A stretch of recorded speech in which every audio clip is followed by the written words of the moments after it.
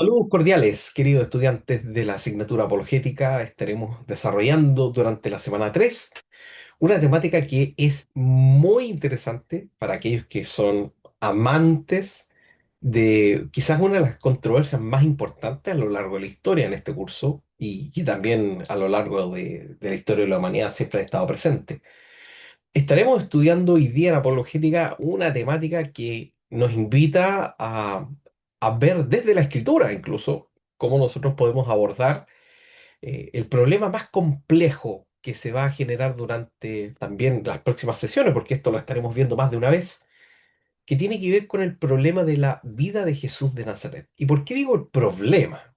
Bueno, eso en parte lo vamos a aclarar en los próximos minutos. Entonces, para dar comienzo a este bloque, tenemos que hacer un recordatorio de algunas cosas que estuvimos señalando. Hemos estado hablando acerca del problema entre fe y razón.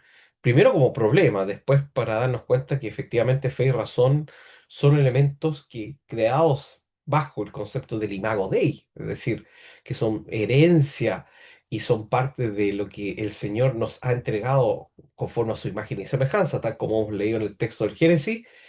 Nos dan las herramientas para comprender esa revelación de Dios. Y digo comprender la revelación de Dios porque Dios, quien se autorrevela a sí mismo, para que se entienda quizás el concepto, nosotros podemos entender esa autorrevelación primero porque Él nos permite entenderla. ¿Y cómo podemos entenderla? A través de la fe y a través de la razón, que son parte de las herramientas que Dios nos ha dado. Pero además de eso, tenemos que incorporar, y eso lo vamos a ir trabajando también en las próximas clases, la espiritualidad, es decir, cómo la parte de la obra del Espíritu Santo va a influir en la capacidad que el ser humano tiene para encontrarse con Dios, ¿ya? Eso es una cuestión sumamente profunda que tenemos que trabajar y tenemos que entender muy bien. ¿Por qué lo digo? Porque basta, y aquí la pregunta es, ¿basta solo la razón para poder conocer a Dios? ¿Y basta solo la fe? Y entiéndase el concepto de fe, entendámoslo como confianza profunda. ¿Basta la fe en algo para que así sea? ¿O eso tiene que ser también encaminado desde el espacio de la sobrenaturalidad? Es decir, las sociedades antiguas, y aquí es donde se plantea el dilema, incluso desde el ateísmo, ¿tenían fe en otras deidades? Sí, por supuesto, eso existía.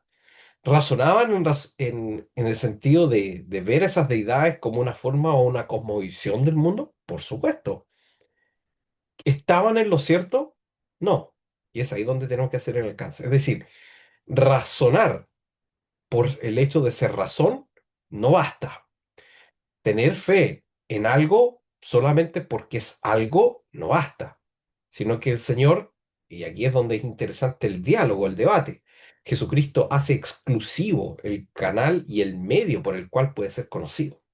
Entonces, ahí hay que hacer un alcance muy importante. Habían otras religiones que también profesaban tener un dios o varios soberanos de dioses, como se da en las religiones, sobre todo en la Mesopotamia antigua, donde había una especie de panteón de dioses.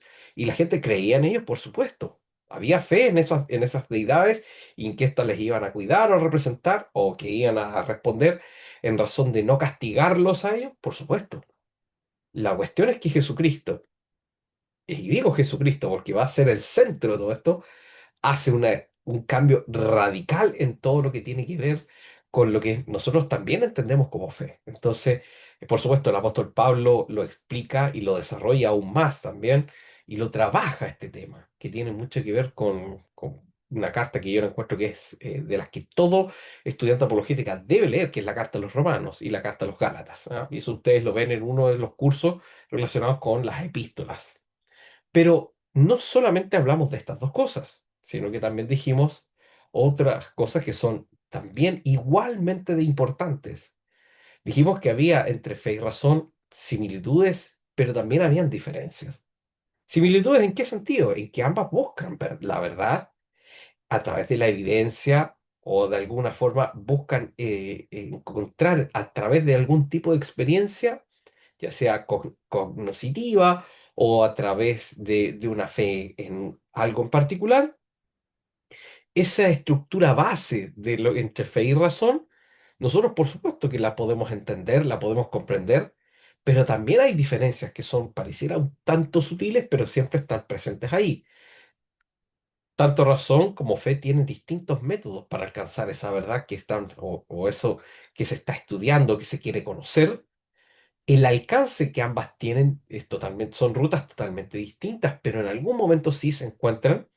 Y por supuesto el grado de certeza. No quiere decir que una es mejor que la otra. Ojo, estamos diciendo que hay diferencias porque lo que es entendido como certeza en la razón no es necesariamente lo mismo que certeza en lo que son los espacios en la fe.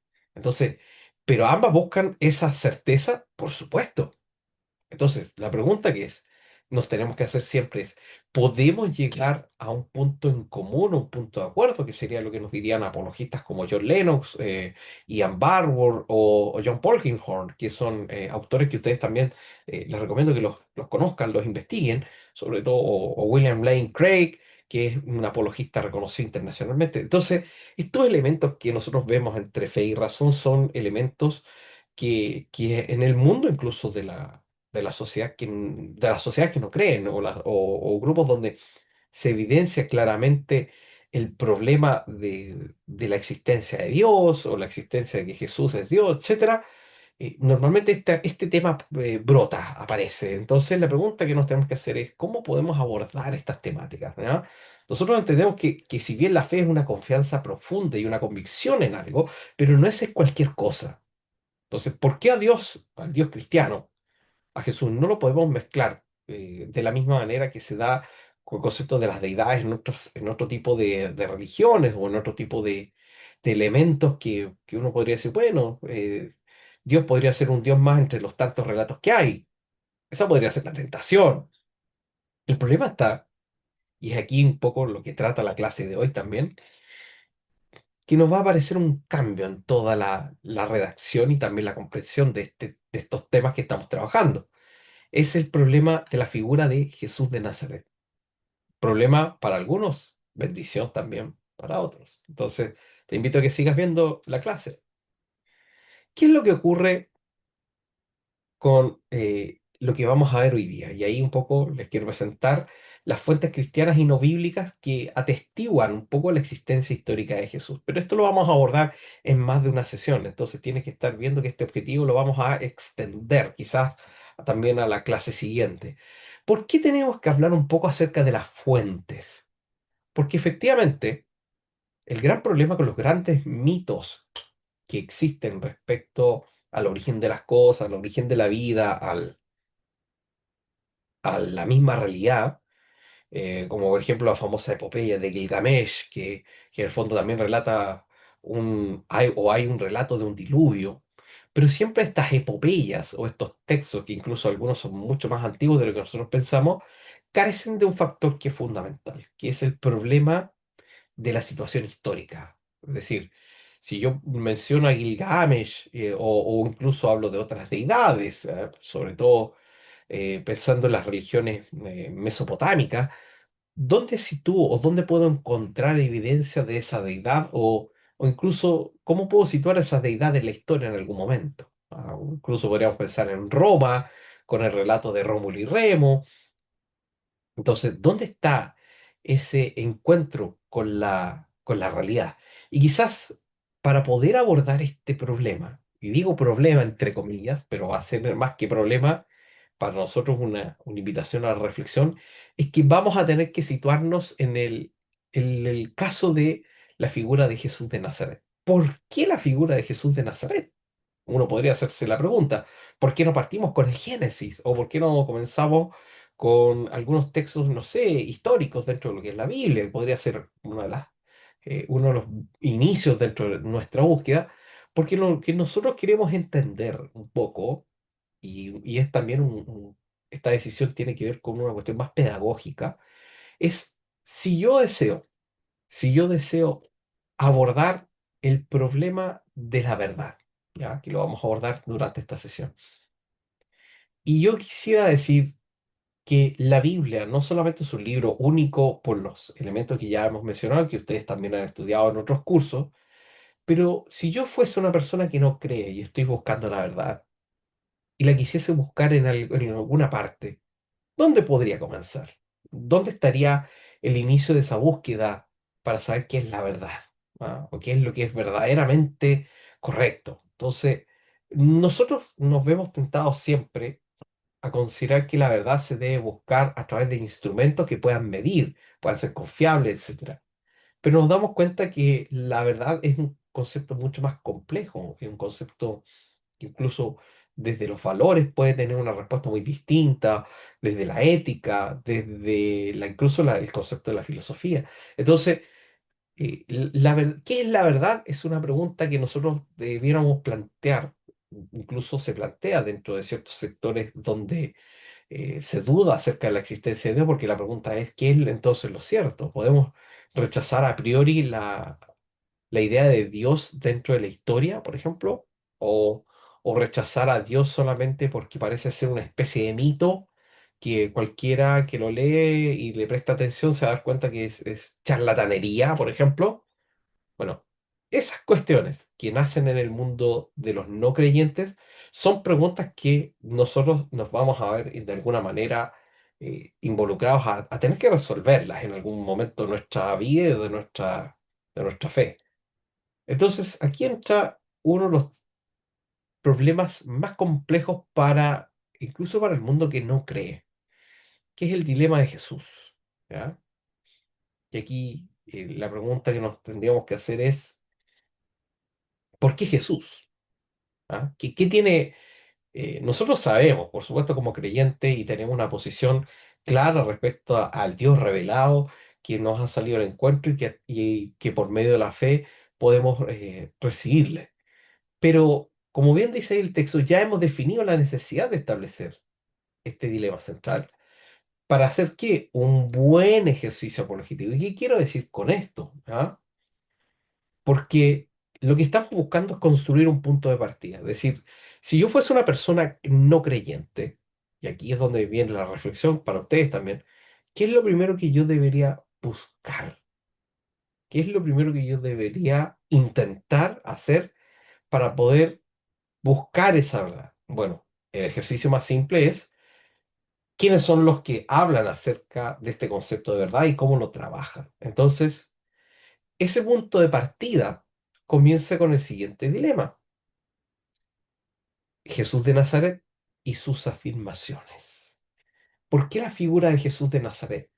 Para nosotros los creyentes resulta ser que la figura de Jesús de Nazaret representa a Dios encarnado. Entonces, claro, nosotros dentro de nuestro lenguaje cristiano evangélico y dentro de nuestra cosmovisión a través de la experiencia de la conversión, por supuesto que podemos decir algo respecto a eso. Pero ¿qué pasa con el que no cree? ¿Qué pasa con la persona que tiene dudas acerca de su fe? Incluso puede estar asistiendo a la iglesia y no necesariamente tiene estos temas resueltos. Entonces, la pregunta es, si alguien tiene dudas respecto a lo que cree, ¿dónde debiera comenzar? Entonces, hoy día nosotros vamos a comenzar un poco acerca, vamos a dialogar también, por supuesto, y es muy importante que usted participe ahí en los foros, en los quizzes que se hacen del curso, para que veamos este gran dilema. Bueno, Jesús de Nazaret, la pregunta que nos lleva a la reflexión es ¿quién es Jesús? ¿Ya? Y Jesús se transforma en un hecho histórico porque el cristianismo se basa en hechos históricos. Y esto es primordial, es súper importante, porque al situar al cristianismo como un antecedente dentro de la historia, y ojo, lo estoy viendo desde una perspectiva todavía no como creyente, sino desde fuera, la pregunta que nos viene a la cabeza puede ser, ¿por qué? Si este es supuestamente un libro que cuenta fábulas, que es un poco los comentarios que uno a veces escucha respecto a la misma Biblia, o que cuenta historias que no son ciertas, ¿por qué se preocupa tanto, tal como vimos en la sesión anterior respecto al libro de Lucas? ¿Por qué preocuparse tanto de algo que no es cierto? Esa sería una pregunta que le podríamos hacer al texto, a la escritura, cuando la leemos. Entonces, aquí van a aparecer varias situaciones, porque la iglesia también, a través de las fuentes cristianas que nosotros conocemos, Entendemos que hay 27 documentos, ¿ya? Y de alguna forma, además de esto, vamos a encontrar a los padres de la iglesia, autores como Policarpo, Eusebio de Cesarea, Ireneo, que van a testificar acerca de la figura de Jesús de Nazaret. Y esto también nos abre un debate. ¿Quién era realmente Jesús de Nazaret? ¿Qué sabemos acerca de él? ¿Qué otros detalles se nos pueden haber pasado? En fin. Entonces, la figura de Jesús de Nazaret es un primer punto de partida para buscar algo que nosotros vamos a llamar la verdad, ¿ya? Y además de eso, existen fuentes, es decir, documentos escritos por personas no creyentes que de alguna forma van a venir a confirmar que el crecimiento del cristianismo es algo que se está dando no solo de manera próspera y elegante y linda en el fondo, una cosa muy, muy bonita, pero aquí se nos va a presentar siempre el problema, no para nosotros, sino para los no creyentes, de cómo ver la figura de Jesús de Nazaret. Y ahí vamos a estar trabajando varias cosas como conceptos también durante esta semana. Entonces, Jesús Jesús de Nazaret. Vamos a pensar en este carpintero de la Palestina del primer siglo, conocedor de su oficio. Entendemos que este, este hombre llamado Jesús de Nazaret va a afirmar varias cosas que lo van a llevar incluso a la muerte. Bueno, las declaraciones de Jesús de Nazaret van a ser polémicas para un tiempo álgido de la iglesia, en especial la iglesia la iglesia de Jerusalén, las comunidades de Jerusalén, va a tener que reflexionar mucho en torno a las palabras que va a mencionar Juan. Entonces, pero no solamente eso. Habría que preguntarse si Jesús hizo afirmaciones, ¿eso le trajo consecuencias? Lo más probable es que sí. Y nosotros lo podemos leer rápidamente en el texto. Nos damos cuenta que las consecuencias a Jesús le llevaron a la muerte. Y ahí entra un tercer elemento, que es el tema de los milagros. Entonces, la gran pregunta que obviamente nosotros también nos tenemos que hacer es, ¿qué tanto impacto tiene la figura de Jesús de Nazaret para usarlo muchas veces tanto en los textos, las enseñanzas, como el caballito de batalla cuando estamos trabajando con personas no creyentes? ¿Es realmente necesario? ¿No lo es? Bueno, yo le invito a la reflexión y a pensar estos temas, porque son sumamente controversiales y a veces acá encontramos dilemas muy complejos, sobre todo con personas que no creen y que están enfrentando o una situación angustiosa o también vienen saliendo de una situación angustiosa. Entonces, la vida de Jesús de Nazaret es fundamental estudiarla porque nos va a dar un punto de partida. Va a ser este el elemento que nos va a generar el gran debate, la gran reflexión. Entonces tenemos que abordarlo y lo vamos a seguir trabajando durante las próximas sesiones.